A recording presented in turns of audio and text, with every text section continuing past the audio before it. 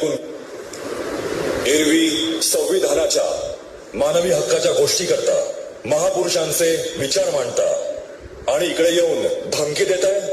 हो, मी आपल्याला बोलायची संधी देणार नाही. आपल्यासाठी हा टास्क रद्द आहे. ठीक आहे सर.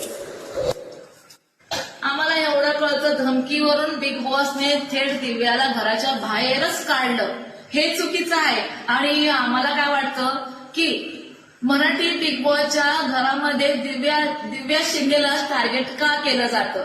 खरं तर ना, बिग बॉसच्या घरामध्ये रुचिता दीपालीला कधीही 2 दिवस झालं बोलत आहे की जोपर्यंत मी बिग बॉसच्या घरामध्ये आहे तोपर्यंत तुझं आयुष्य बर्बाद करणार. हे धमकी दिसत नाही का बिग बॉसला? येऊन जाऊन तुम्ही फक्त भीमकरला टार्गेट करताय का? तर हिची ओळख ना बाहेर देशातही हिला सपोर्ट भेटत आहे आणि महाराष्ट्रामध्ये हिला सपोर्ट भेटत आहे, म्हणून हे बिग बॉसला कुठं ना कुठं खपत नाही.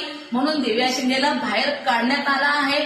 आणि ना हातापायी आम्ही सुरुवातीपासून शो बघत आलो आहे, त्याच्यामध्ये रक्त निघतं कुणाचं, हातापायी होते, टच होते, हे दिसत नाही बिग बॉसला. एकमेकाच्या अंगावरती जातात, हे दिसत नाही बिग बॉसला. येऊन जाऊन तुम्ही फक्त एका क्षुल्लक धमकीवरून दिव्याला तुम्ही टार्गेट केलं आणि तिला बाहेर काढलं आहे, याचा आम्ही जाहीर निषेध करतो. आणि सुरुवातीपासूनच मराठी बिग बॉसच्या घरामध्ये ना रुचिता आणि तन्वी यांचं मोठमोठ्याने ओरडणं, झगडा करणं हे खूपच चाललं आहे, हे दिसत नाही बिग बॉसला.